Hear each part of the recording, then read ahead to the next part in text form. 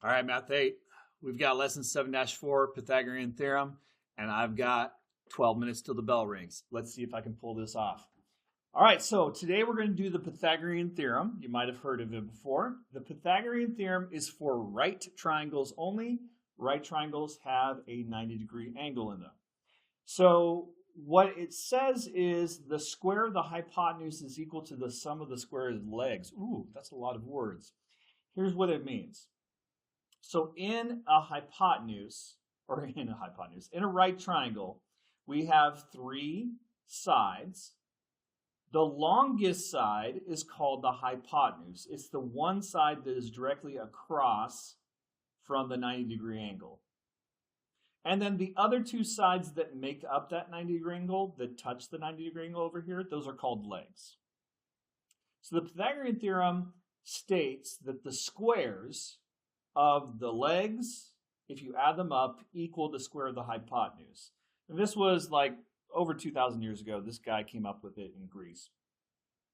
But anyways, so he was looking at the shapes and he noticed that when he made a square off of one of the legs and a square off the other leg, that every time he added up these two numbers, they equaled the square of the hypotenuse over here.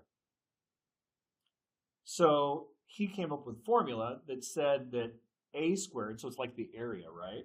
So the length of A squared plus the length of B squared will always equal the length of C, the hypotenuse, squared every single time. All right, so let's go ahead and use the Pythagorean theorem formula, which is a squared plus b squared equals c squared, to solve some of these problems. So here I have a right triangle. This is 3. This is 5. The first thing we're going to do is label A, B, and C on the triangle. Now C is always the hypotenuse. It's always the longest side. It is also the side that is directly across to the 90-degree angle. So this side would be C. A and B are interchangeable. It doesn't matter which one we do. They're legs. So I'll call this one A and this one B. Okay, so that's my first step. Step number 2. We're going to substitute into the formula. A, I don't know what it is, so I'm going to leave it as A squared. Plus B squared. B was 3, so I'm going to write 3 squared.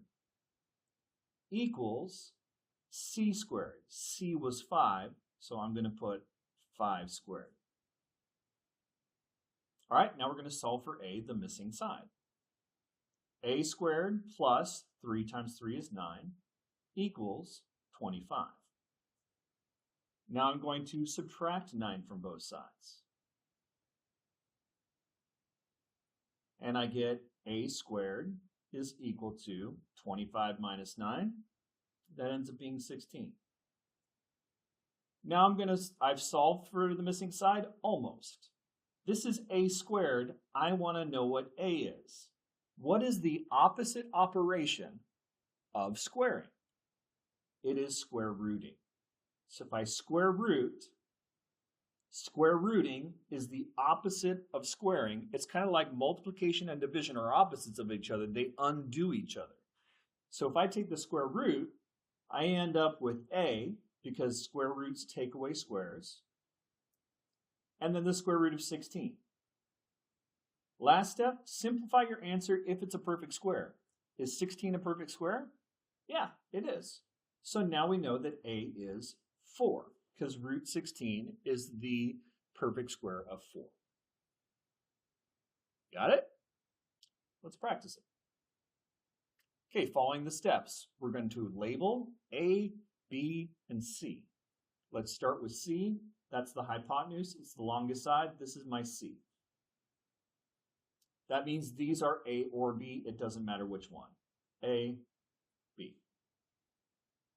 Okay, now let's plug it into the formula.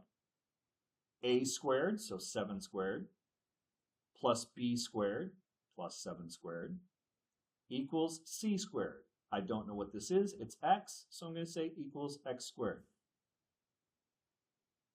Now let's solve. 7 times 7, 49. 7 times 7, 49 again, equals x squared. Let's combine our like terms right here. 49 plus 49, 98. So x squared equals 98. But what does x equal? Well, in order to find out what x equals, I have to take the square root from both sides, because the square root undoes squaring. It's the opposite operation, inverse operation. So we end up with x is equal to the square root of 98.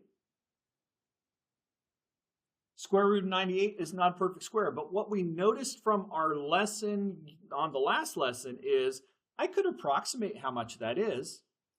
Like, I know that this is between the square root of 81 and the square root of 100. The square root of 100 is 10, so this is really close to 10. It's probably like 9.9 or something like that, right? Because the square root of 100 is 10, and this is close to the square root of 100, so this is probably like 9.8 or 9.9. But we'll just go ahead and leave it like this. All right, next one. Find the hypotenuse. This is C. That means this is A and B. Plug it into the formula. A squared, so x squared, plus B squared, 5 squared, equals C squared, 13 squared. Solve it. 5 times 5 is 25. 13 times 13 is 169. Now we'll subtract 25 from both sides. We get x squared is equal to 144. Now we take the square root from both sides. And we get x equals, is the square root of 144 a perfect square? Yeah, it is. That's a perfect square of 12. So our answer is 12.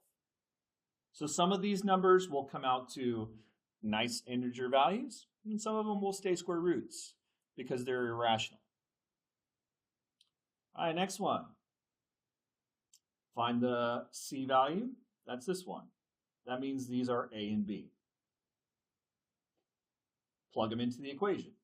15 squared plus x squared equals 17 squared. 15 times 15, we're going to solve now. 225. We all know that, right? Plus x squared. And of course, 17 times 17 is 289. Everybody knows that. Then we subtract 225 from both sides.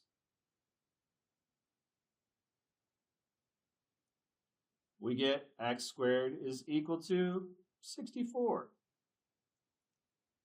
I want to know what x is. I don't care what x squared is. So I'm going to take the square root from both sides. And I get x equals, is the square root of 64 a perfect square? Yeah, it is. It's 8. So the value of x is 8. It ended up being a rational number. Last one. This is my C value. And then these are A and B. It doesn't matter which one's which. I'll just call it A and B like that. Okay, so plug it into the formula. A squared, so 9 squared, plus B squared, 2 squared, equals C squared, x squared. 9 times 9, 81. 2 times 2, 4, equals x squared. 81 plus 4, it's 85. This is x squared. I don't care about x squared. I want to know what x is.